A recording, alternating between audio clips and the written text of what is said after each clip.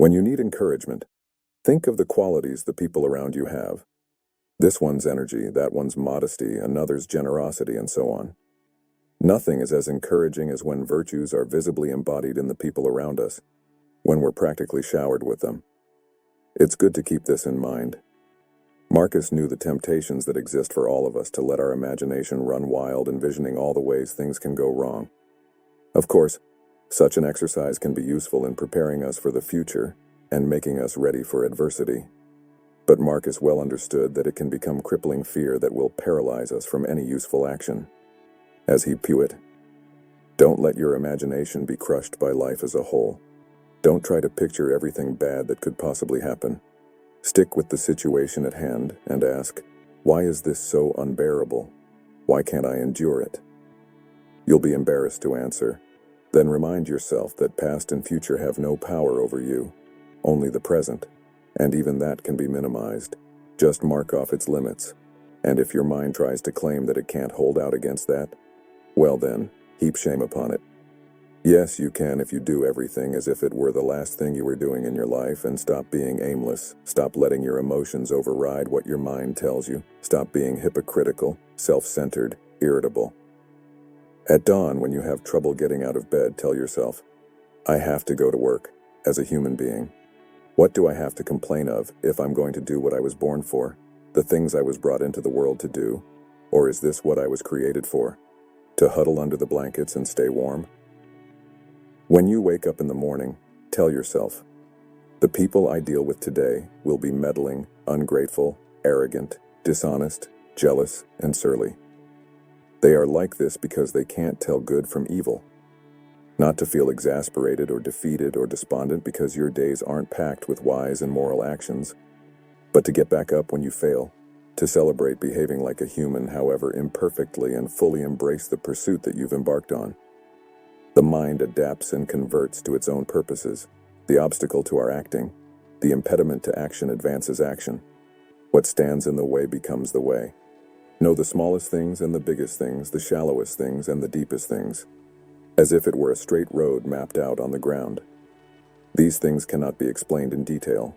From one thing, know 10,000 things. When you attain the way of strategy, there will not be one thing you cannot see. You must study hard. In strategy, your spiritual bearing must not be any different from normal. Both in fighting and in everyday life, you should be determined, though calm. As one man can defeat 10 men, so can 1,000 men defeat 10,000. However, you can become a master of strategy by training alone with a sword, so that you can understand the enemy's stratagems, his strength and resources, and come to appreciate how to apply strategy to beat 10,000 enemies. By knowing things that exist, you can know that which does not exist. In the void is virtue and no evil.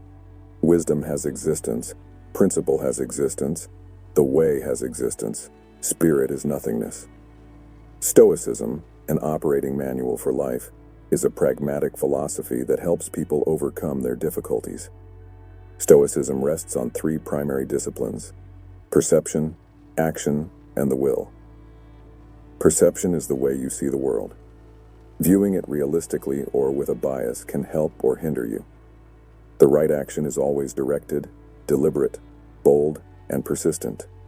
The world can break your body, but thanks to willpower, it can never break your spirit and mind. You, not some external entity, control your will. Found in war, clash of wills, moral forces. Not the loss of stuff, but the loss of courage, confidence, cohesion, planned tranquility, fearlessness, and freedom. What is Stoicism? How does one get to tranquility, fearlessness, and freedom? Can we really do it? Is this a religion? Mind games?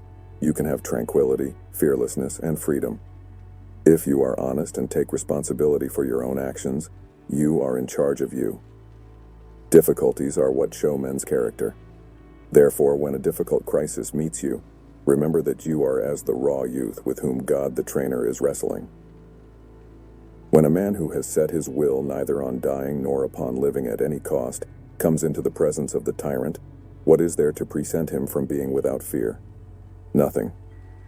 The Stoics argued that the most important thing in life and the only thing with real value is virtue, or excellence of character. The core virtues for the Stoics were wisdom, moderation, courage, and justice. But Stoic virtue needs to be understood quite broadly, in terms of ethical principles as well as having a good character and good attitudes toward other people. Virtue is not just a matter of what's going on in your head, but also of what's going in your family and social relations, your intentions, your actions, and your pattern of life as a whole. The central Stoic claim is that virtue is ultimately the only thing that really matters. It is the only thing that is truly good, and it is the only thing that can bring us well-being or happiness. Cultivating virtue in terms of understanding character and our relationships ought to be our top priority, above all other things, if we want to live a good, happy life. The Stoics also believe that as human beings, we are naturally inclined to recognize the overriding value of virtue, and that we have an inbuilt instinct to want to benefit others, and to express this desire in social involvement and in coming to see the bond between ourselves and all human beings. Conversely, all those external things that people often pursue, a good job, money, success, fame, and so on, cannot guarantee us happiness, the Stoics claim. They could well be parts of a happy life, but on their own they will never deliver genuine fulfillment, unless we also have the virtues. However, this stress on the role of virtue does not mean that those things that people normally think of as good are not important. Things such as health, having good friends, and financial means. It is just that our happiness depends ultimately on developing virtue rather than on having the opportunity to acquire these external things, which is always partly in the hands of fate. In the popular imagination, a Stoic is someone who denies or represses their emotions in a potentially unhealthy way. This is a widespread misconception. The central Stoic claim is that our emotions are ultimately the product of judgments we make. It is because we think external events are what really matters that we feel anger or fear. As we get a better understanding of what really matters and what is up to us, then these unhealthy or irrational emotions will be replaced by healthy, rational ones. In short, as we develop ethically and as we see the absolute value of virtue, our emotional life will change for the better. In the same way that faulty judgments lead to irrational emotions or misguided desires, so too will wise judgments lead to well-grounded desires and emotions. For example, the Stoics claimed there were 3 broad categories of good desires and emotions, which are part of a happy life, and which naturally follow as a consequence of developing virtuous attitudes. 1. Joy or delight in the experience of what is truly good, as opposed to empty or irrational pleasures. 2. Caution or discretion, directed at the prospect of what is truly bad, as opposed to irrational fear. 3. Wishing or willing what is truly good, including the well-being of others and ourselves, as opposed to irrational craving for things that are not up to us, like health, wealth, or reputation.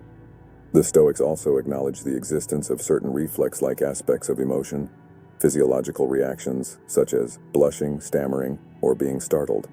These typically remain involuntary and beyond our direct control, although we can choose how we respond to them and whether we allow ourselves to dwell on or escalate our first impressions and initial reactions into full-blown passions of an excessive or unhealthy sort.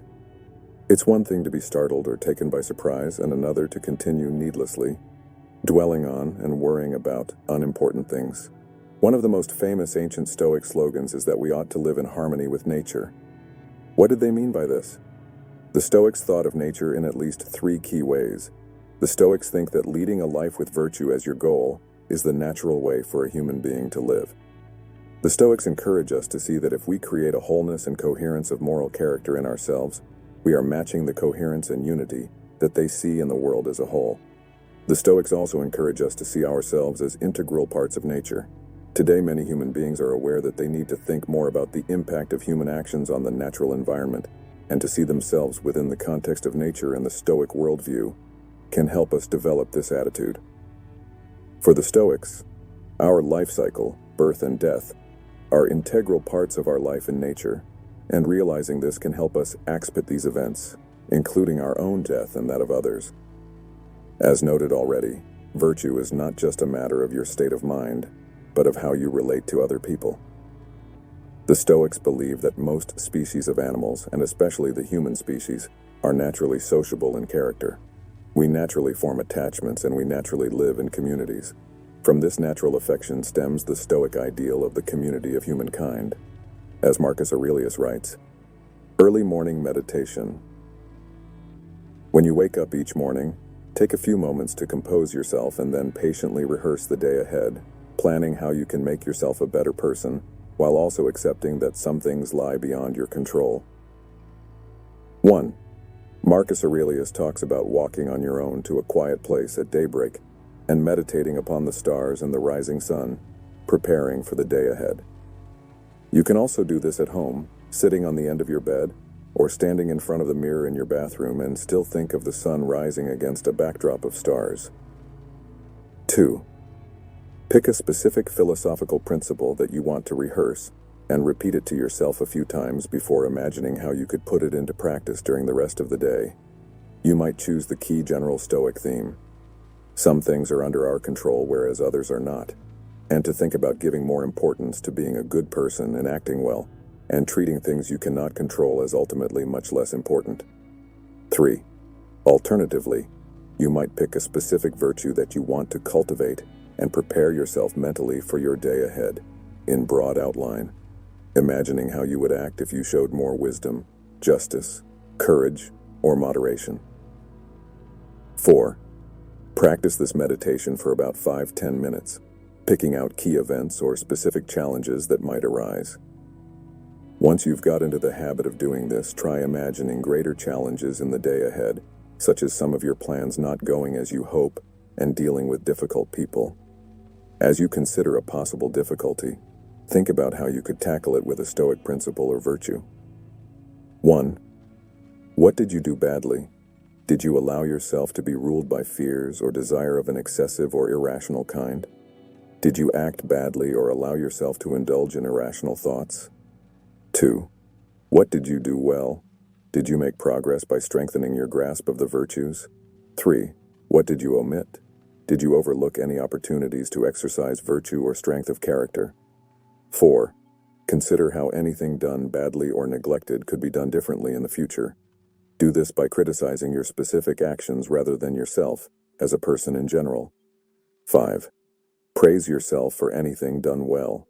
In doing this, as Seneca put it, you are adopting the role of a friend and wise advisor toward yourself, rather than a harsh or punitive critic. We can probably assume that a Stoic whose self-analysis and review of the preceding day leads him to conclude he has erred in his judgment, acted badly, or failed to follow his principles, would seek to learn from this and act differently the following day. Waking up the next day, you'll probably find it natural to base your morning meditation, in part on your reflections before going to sleep the previous night. These meditations can combine to form a learning cycle as you plan how to live and act more wisely. Put this into practice during the day, and then reflect on the outcome afterwards, which leads to the same cycle the following day. The advice from modern psychotherapy would be that you'll need to be cautious to avoid reflection turning into morbid rumination. Don't dwell too long on things or go around in circles. Rather, try to keep a practical focus and arrive at clear decisions if possible. If not, then set your thoughts aside to return to them in the morning. There are many hidden aspects to this exercise, which will become clearer as you progress in your studies of Stoicism. For example, bearing in mind that the past is beyond your ability to control, you might want to use this review to adopt an attitude of provisional acceptance of your own failings, forgiving yourself, while resolving to behave differently in the future. Hence, as Seneca emphasizes, when describing his use of the same evening routine, we should not be afraid of contemplating our mistakes because as Stoics we can say, "Beware of doing that again, and this time, I pardon you." You may find it helpful, if you so choose, to make use of a self-monitoring record. This will help you keep a record of things you'd like to stop, such as dwelling on negative thoughts and things you might later regret.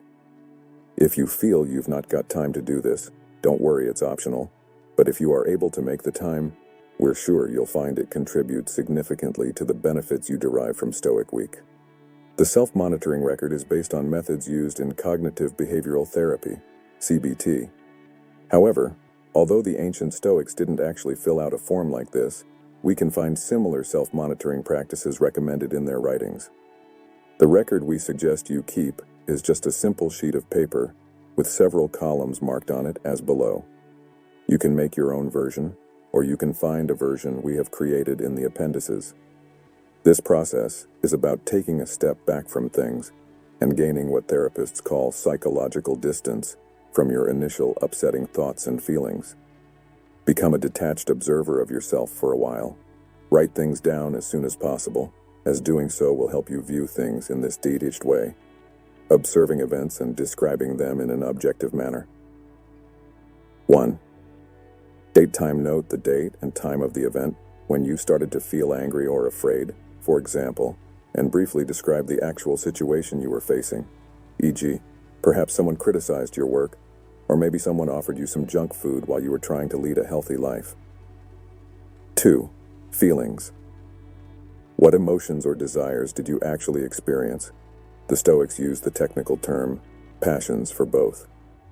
Remember, we're only really interested in feelings that might be considered irrational in the sense of being misguided and negative.